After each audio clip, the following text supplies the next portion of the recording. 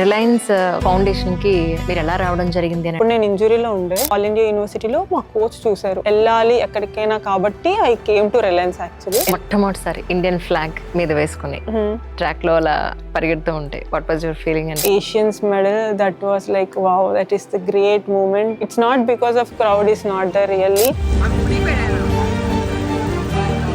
When national anthem is going on, feels really so good. But yeah, athletics real gaane support anedi ledu. ఇక్కడ మీ schedule ఎలా ఉంటుంది actual గా? Really interesting schedule if you ask me, a really tough schedule for me. He is the best motivation always. Coach ఏం చెప్పారు తెలుసా మీ గురించి? Don't worry coach, నేను వచ్చేస్తాను, మీకు ఎందుకు, మీరు అసలు రిగ్రెట్ ఫీల్ అవ్వద్దు అని నాకు మోటివేట్ చేస్తుంది తను. ఇప్పుడున్న పొజిషన్ లో నేను ఒక అమ్మాయిని బాధపడుతున్నా అంటే ఇంజురీ వల్ల, ద సెకండ్ పర్సన్ ఎవరు అంటే మా coach. I know that without in 1 second I can tell answer. మనం పడే కష్టం ఎవరికి తెలియదు. ఇంత బాధ, నేను అబ్బాయిగా పుట్టినా బాగుండేది, ఈ స్పోర్ట్స్ కి హ్యాపీగా నేను అచీవ్ చేసి ఉండదని అనిపించిందా మీకు? బట్ ఇండియాలో అమ్మాయికి కొంచెం రెస్ట్రిక్షన్స్ ఎక్కువ. మెయిన్ మోటివేషన్ ఏంటంటే మై మదర్, అండ్ తనకు ప్రపంచం మేమే.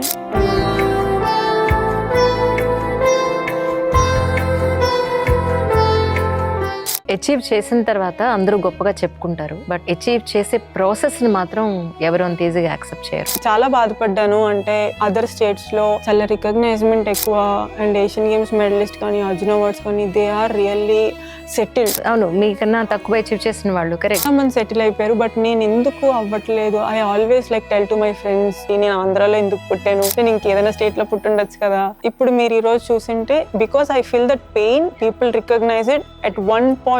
I hyped. అయితే ఇప్పుడు సర్జరీ అయిన తర్వాత ఇంతవరకు అదర్ కాంపిటీషన్ కి మళ్ళీ మీరు participate? No, actually now only I started training.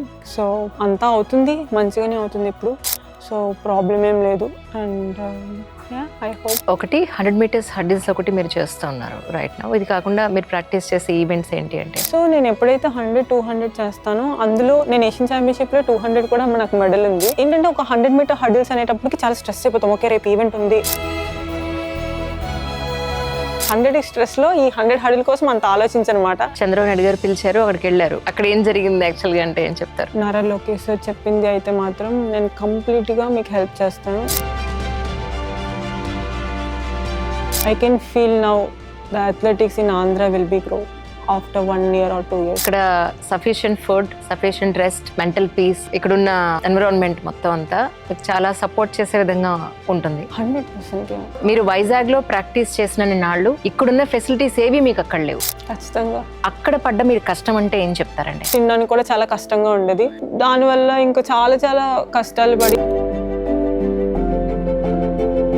home to home, so that I'll sell in one packet, like if mixture is there, so at one packet I can get 2 rupees extra. Sell like 15 packets, so I can get 30 rupees.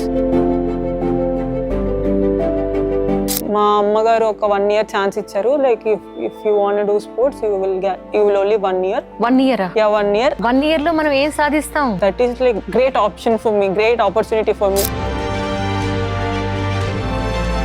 I would like to share an inspiring story of one such athlete from India, Jyoti Yaraji. ఎలాంటి వాళ్ళు athletics కి వస్తారంటే ఒక burning ఉంటుందన్నమాట. తినకపోయినా, shoes ఉన్నా లేకపోయినా, track suit ఉన్నా లేకపోయినా, స్పైక్స్ ఉన్నా లేకపోయినా, గుడ్డిగా అది అచీవ్ చేయాలి అని అనుకునే వాళ్ళు, మొండి వాళ్ళు మాత్రమే వస్తారు. ఇప్పుడే ఉంటున్నారమ్మ వాళ్ళు. They are really proud. ఈ దేశాన్ని రిప్రజెంట్ చేసి ఎన్నో కోట్ల మంది ముందెళ్ళి మన ఫ్లాగ్ ని చూపించడం కానీ, ప్రౌడ్ గా స్టాండ్ అవ్వడం కానీ. బట్ నాకు అవకాశం ఉంది.